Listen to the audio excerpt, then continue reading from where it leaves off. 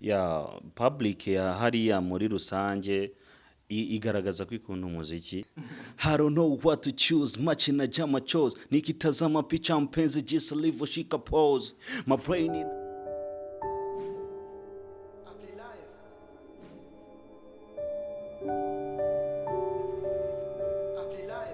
Yes of course nongeye kugusuhuza wowe aho uri hose burasirazuba amajyaruguru umujyi wa Kigali ndetse n'amajyepfo n'abari rwota amasimbi ni Mr Emmy nk'uko ubizi. Iyi ni Afrilive TV tubagerera ku mbuga zitandukanye, haba FB, yaba Instagram, yaba YouTube, tukareba abantu bari gutrendinga muri rusange, abafite talent ndetse n'abaturage bafite business ku giti cyabo.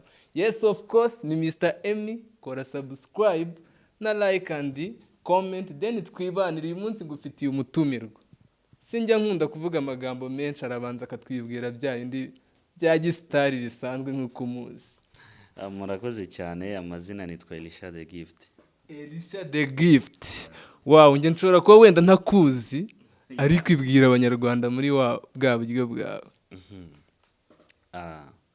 Turi imbaraga duhuje imbaraga, turi imbaraga duhuje imbaraga, yewe nawe adushyize hamwe, turi imbaraga. Muri imbaraga, like iyo uvuze ngo turi imbaraga ushatse kuvuga iki? Iyo ni indirimbo twari duherutse gushyira hamwe n'itsinda ryitwa n'ubundi imbaraga, ririmo abantu bitabiye East Africa's Got Talent ariko bageze kuri final na semi finals. Icyo nicyo gikorwa mbese cyari giherutse, niyo mpamvu ari cyo ninjiriyeho. Of course bivuze ngo ubu turi kumwe nyine n'umuntu ukomeye uvuye hahandi mu marushanwa tuzi muri East Africa akomeye cyane. Buriya ntago nemera ko umuntu akomeye n'ubundi yale ni mu butaka. Ni mu butaka. Nawe urabyemera? Just ahubwo nemera ko nyine umuntu abasanzwe ahubwo abantu wenda bashobora kumuha titles ariko we atazihaye. Like urambwiye ngo witabire East Africa Got Talent, sindi ubwaje kure y'indirimbo yawe nshyashya ariko ndabanza nkubita akantu gatoya. Like wabonye public hariya yari kwitabiriye gute, cyangwa yakurebaga gute, cyangwa yagukunze ite, ese amanota hakuye cyangwa experience hakuye byo bimeze bite? Public ya hariya muri rusange igaragaza ko ikunda umuziki, kandi biri no mu bintu byatumye dukomeza no kugira imbaraga zo kumva twakora umuziki ushingiye kuri gakondo. Nicyo cyatumye none tuza no kwihuriza hamwe gutyo, kuko nyuma yo kuvaho twagiye tubona feedback nkiriyo, barambwiraga ati mufite style nziza cyane ko gakondo yacu buriya muri East Africa ntabwo izwi cyane, rero kugenda ukayimurika mu irushanwa mpuzamahanga nka ririya kiba ari ikindi kintu uri ku brandinga ku gihugu kugira ngo wa muco wacu umenyekane.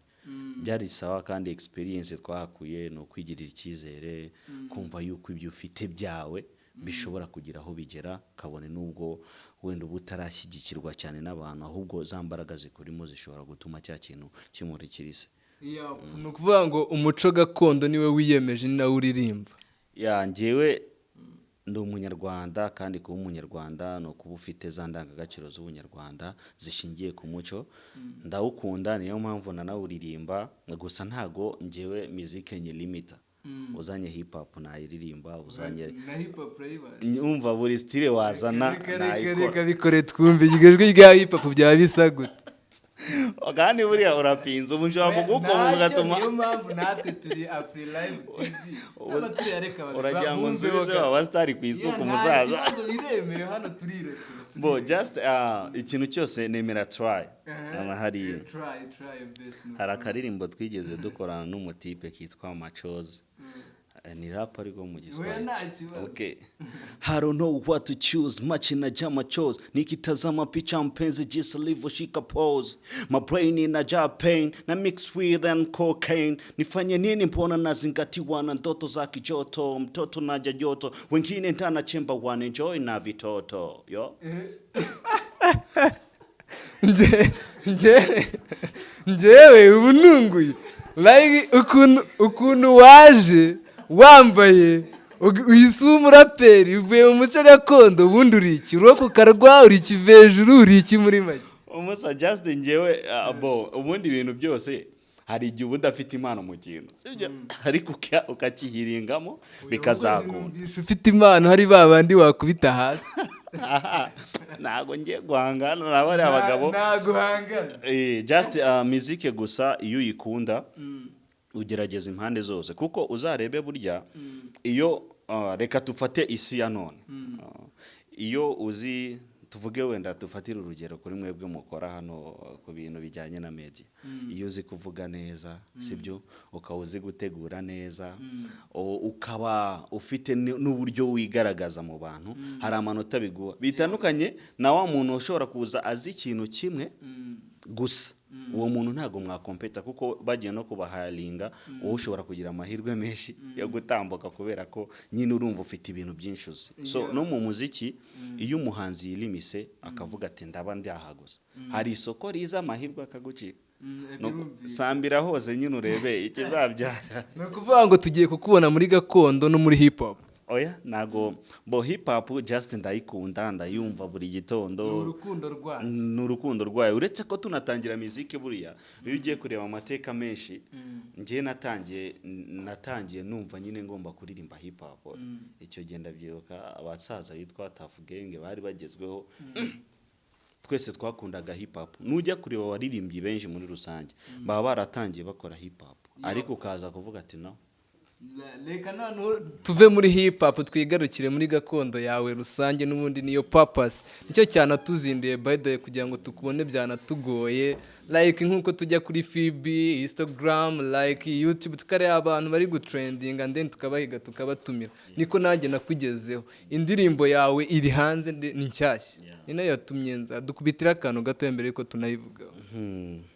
Ni gutushaka superstar udafite n'ububasha you play with the fire moto fire hari abafite motivation bari fresh kura affection ibyo bwabyo ni solution wowe nta n'ikintu ufite mu nzu kwikofuri hasi na care ziri hasi tekirize basi tekirize basi ishyira hasi tekirize umwana ni sawa nahwari ni sawa haya mapenzi sayawe gasopo yeah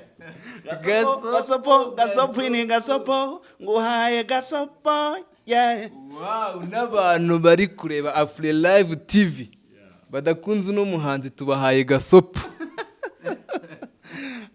Bo buriya umuntu kugukunda no kutagukunda ni choice yiwe. Ni gasopo umuntu utagukunda uririmba kuno muri gakondo R&B hip hop like ibintu byose urabikombininga kandi ukabikora neza like igitekerezo cy'iyo ndirimbo cyaje gute? Just naricaye mbanza kureba kuko burya kenshi umuhanzi yagiye mu nganzo biba byiza ko uhimba ushingiye ku kintu runaka kuko ubundi ubuhanzi bushingira ku mibereho cyangwa situation umuntu aba arimo muri ako kanya. Nsanga muri iyi minsi abasore benshi baririrwa barira vuga ati ngiye nari mfite umwana ejo bundi ariko mani haje umujama ufite ikofi yiwe abarankubise ishoti umwana baramuntwaye ariko ngasanga ku ruhande rumwe uwo mukobwa ubugiye cyangwa se n'uwo mutwaye abafite rezo. Burya nta muntu wanga aheza ahubwo arahabura. Nimba umutipe yarakoze ikofi yiwe akaba ameze neza akaza agashitura umwana akamubwira ati dore ibintu habira hari buri kimwe uzabona icyo ushaka wowe wirirwa ubunza umunwa ngo ufite urukundo bivuze ngo bakora ikofi. Just urumva umutipe aramutwara akakubwira ati ahubwo gasopo nzongere kukubona kuri uyu mwana ahubwo uzambwiraho mwahuriye. Urumva icyo ni ikintu kiriho just none umbihuza nyine n'ubuzima mpita mvuga ati reka nkore indirimbo ishingiye kuri iki kintu. Nimba utwaye umwana ahubwo uhita kubwira n'uwo mujama ati gasopo umusaza nimba utarakora utarihaza mu biribwa ntukongere gushaka abana bameze neza. Numvise iri mu ndimi ebyiri eshatu nimba atari ebyiri Igiswahili Icyongereza n'Ikinyarwanda. Ese uri umunyarwanda cyangwa? Ngende umunyarwanda just ahubwo nkunda indimi nkunda mba numva ko muzike byibura biba byiza iyo ukoresheje indimi zitandukanye kuko nk'ubu twebwe abanyarwanda urabizi turi umubare muke ukoresha ikinyarwanda ku isi biratugora kenshi kuba twakaguka cyane ku buryo mpuzamahanga kubera ururimi rwacu, ariko iyo ugerageza kumixinga hari n'utora rya jambo rimwe agakundira indirimbo iryo jambo ry'urwo rurimi.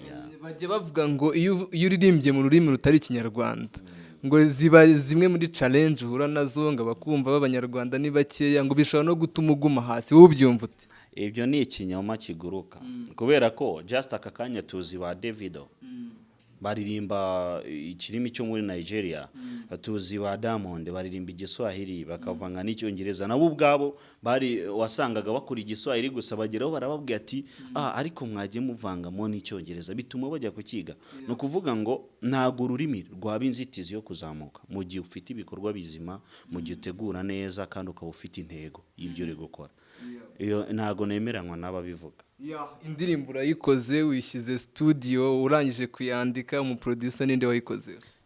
Indirimbo yakozwe n'abaproducer babiri, hari uwitwa Top Hit on the Keys, ni producer dukorana muri studio yanjye, hakabamo n'uwitwa Vicky The Magic, nawe turakorana, ariko ubu ngubu abari mu Buhinde. No kuvuga ngo yatangiye projet arayohereza, producer wundi ayikomerezaho, bibyara ikindi kintu. Wayikoze wenyine cyangwa ufite management cyangwa bagutera inkunga neza? Njye nayikoze ku giti cyanjye gusa, studio nyine abo dukorana ubwo niyo team support yanjye hari, ariko kuri ubu nta management mfite ndimenya. Urayikoze, urayirangije, uyishyize hanze, ni amashusho, ni audio, byose ngira ngo biri hanze.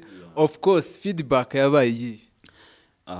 Ndanashimira ku bantu bagiye bampa feedback. Burya niyo umuntu afashe umwanya akakwandikira ijambo niyo ryaba ari rimwe akubwira ati push it up, cyangwa se wakoze ikintu cyiza, nge na comment ushaka kumbwira ati iki kintu wagikoze ariko nyine ubutaha uzakosora iki ngiki. Ibyo ni ibintu nshimira cyane kuko nicyo ubundi cyubaka umuziki w'umuntu. Feedback nagiye mbona nyinshi ziri positive, sinzi nimba wenda ariko zikwiriye kuba positive, ariko buri umuntu akwemereye imbamutima zine yaba kuryarya. Kuri njyewe iyo mbeshye nyine umbwira ati courage, ubu motive, kuri njye ni motivation, kuko bitabintera imbaraga yo kuvuga ati ahubwo ubutaha nzakora ikintu kirenze iki ngiki. Muri make ya nizo feedback mfite. Muri make feedback zabaye nziza, nta negative ihari? Nta negative ndabona, ariko burya ungiye hari n'abantu nkunda umuntu akakubwira ati ikintu ni good ariko ntago ari perfect. Icyo kintu ni sawa. Hari abantu bagiye bampa izo feedback nkavuga ati wow, I appreciate, kuko nimba ikintu ari good, I want to make perfect, ndashaka gukora none ikirenze iki, kandi koko niko umuhanzi aba akwiriye gukora. Ibyo ndabibashimira kandi biramotiva cyane. Antene twihuse cyane, ubu nonaha uri kuri Afrilive TV, gira icyo ubwira abaturage n'icyo wabisabira, ijambo rimwe kuri bo, and then tuze to concluding. Icyo nasaba abaturage no gukunda umuziki wacu bakadushyigikira. Ngiye ku bwanjye nshobora kujya muri studio nkihiringa nkararamo ngakora cyane, ariko mu gihe ndafite abaturage bari buze ku appreciatinga bya bikorwa cyangwa ku motiva, n'ubundi mari gukorera ubusa. Bivuga ngo nibo nkorera, ahubwo nibambwira ibyo bashaka, ngiye nanjye niteguye gukora, kandi ntago nabatenguha mu gihe bangiriye icyizere. Babwire aho bagusanga naho bakura ibihangano byawe byose. Aho bansanga, iyo ugeze kuri YouTube wandikamo Elisha The Gift, ibihangano byanjye bihita biza. Iyo ugeze kuri Instagram n'ubundi nitwa Elisha The Gift, update zanjye ziba ziriho. Kuri Songtrade nkoresha Elisha The Gift, Vimeo nkoresha Elisha The Gift, SoundCloud naho ni Elisha The Gift. Ama platform menshi iryo zina iyo ryanditse wambona. Yari Elisha The Keys, arabibwiye byose. Ni indirimbo yatuzaniye hano, ni indirimbo nziza by the way. Nge nabanje kuyicekinga kuri YouTube nkakora subscribe kuri channel ye Elisha The Keys nkuko yabibabwiye, and then nkabanza kureba se indirimbo kuko ifite ireme, and then nkakumanukira mbona ko ikintu gifite ireme, nurutse rwota amasimbi kure kugira ngo nzabone n'umusore byari bigoranye. Reka nkwibutse gukora subscribe, like and comment, wibuke nako kantu kakazogera ku ruhande ugakoreho, ubundi twibanire turi gusoza na Esha the Kiss. Ntago namurekura ataduhaye no kuri gakondo, urabizi ko yarabaye hahandi mu marushanwa aricyo kintu cyari kimubashijeyo. Reka dusoze dukubitira akana nde n'abantu bagumye kuryoherwa n'iki kiganiro. Thank you.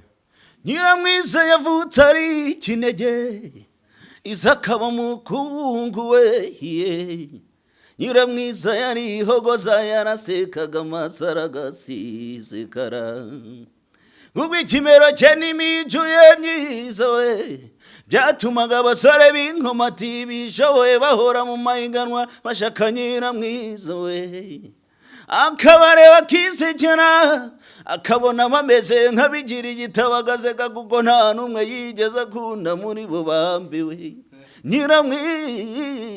Nyiramwiza. Nyiramwiza, of course bro, wakoze kuza by the way. Yap, ni Mr. Emmy nk'ibisanzwe, ntugumye gucikwa n'ibiganiro tukugezaho na Free Live TV, n'abahuri turaje kwa